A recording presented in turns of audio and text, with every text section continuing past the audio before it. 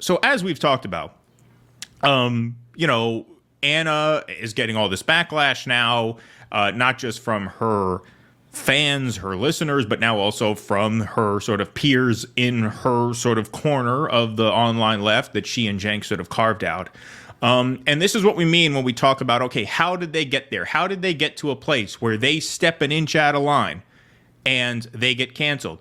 Well, we have a few exhibits that we want to play just outlining this sort of atmosphere that they have nurtured over the years. This is a famous one, obviously. Here's Anna saying she is better.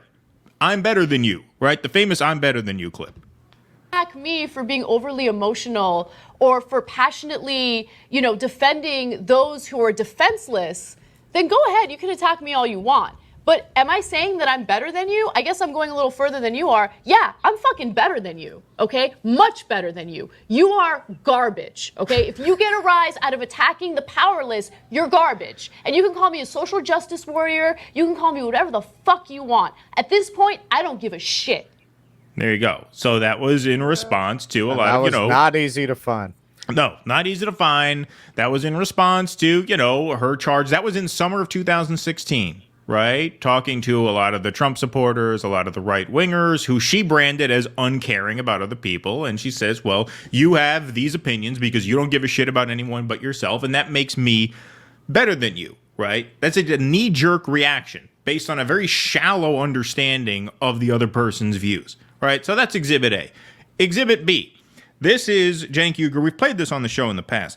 This is Cenk Uygur responding to a Tucker Carlson segment where Tucker Carlson was nervous about trans people arming themselves. And Cenk pointed out fairly accurately that Second Amendment absolutism takes a back seat on the right to other culture war issues, like if it's trans people having guns or urban, quote unquote, populations arming themselves. The urban audience. Right, the urban people. Right, exactly. So he's not wrong about that. But then he goes a step further and says, gun control advocate that he is, he wants to carve out an exception for trans people, saying they ought to arm themselves. Here's this.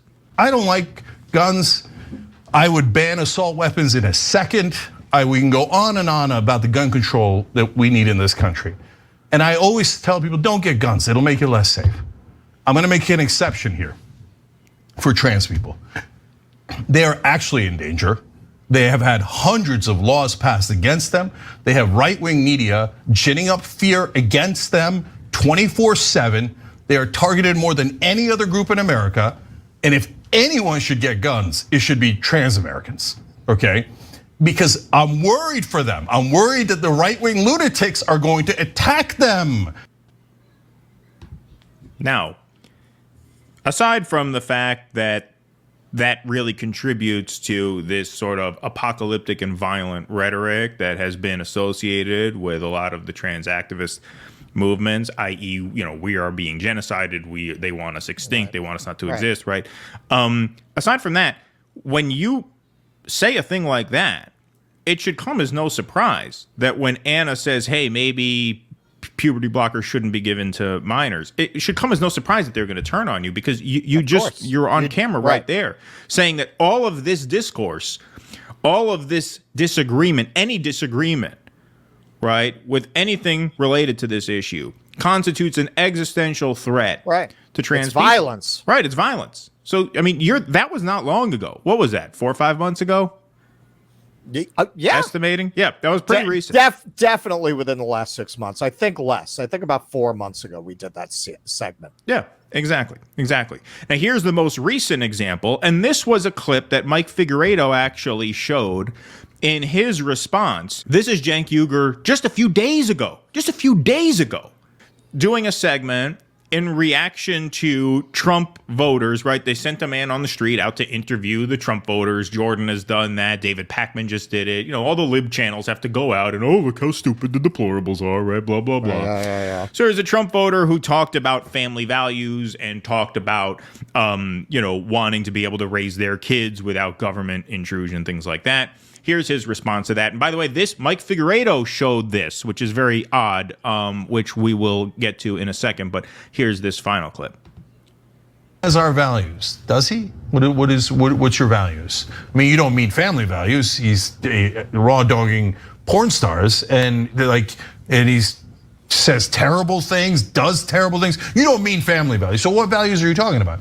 Oh, he believes in putting parents in charge of children. That means I don't like gay people. I'm sorry, that's what it means. No, that means he wants to be able to make a decision or help.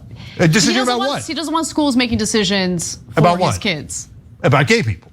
And racism, right? He doesn't want racism taught. Those are the two issues, Anna. Those are the two issues in the schools. Those are not the two issues, okay? One of the issues that you're totally downplaying right now, not even mentioning, is that some school districts want to, let's say a student comes out and identifies as transgender, school districts want to support that student and help him or her through that transition without ever having to notify the parents. I think there are issues there. Okay, and I do not begrudge parents for being concerned about that. Anna, I agree with you. But you're finding a sliver of an issue. That guy's not talking. He doesn't even know that. How do you know he doesn't know that? How do you know he doesn't know that? Right, now, Mike Figueredo pulled this clip to demonstrate that Anna has stepped out of line because she gave Cenk a little pushback mid-monologue. Once again, folks, this is a few days ago. This is how recent all of this just blew up, right? Because just a few days ago this was going on, right? So he pulls that as an example of how Anna steps out of line by giving him some pushback. Hey, maybe when he says, he wants to be able to raise his kids, maybe he doesn't mean that as an anti-gay attack. Maybe he means what she said he means, right? Now, without litigating the issue, look, that's complicated. I've met a lot of teachers who have had to play therapists for their kids because the home is not a safe place. Like if a child is risking getting thrown out of his house by his parents if he comes out to them as gay or trans, that's an issue that goes above what a teacher should have to deal with. Like there should be other authorities involved in that. That is a social services issue where some intervention is required if you're literally going to throw your teenager out on the street, right? So I'm not saying that's a slam dunk in either direction, but neither did Anna. Anna just said there's an issue there. There's something there that has to be worked out. Cenk saying, well, you say you want to raise your kids. That means you're anti-gay. And you're talking about a sliver of an issue. He doesn't know about that. That is the exact reductive, knee-jerk reaction that you have cultivated within your audience that they are now spitting back in your face because you stepped out of line. They are now assuming that when you say puberty blockers shouldn't be given to minors, they are assuming that you hate trans people. Why? Because you put it in their head that anybody who strays from the narrative is doing so out of malice or ill will. This was days ago. You were preaching that to them. You were telling them, interpret any deviance from the narrative as bad faith, as malice.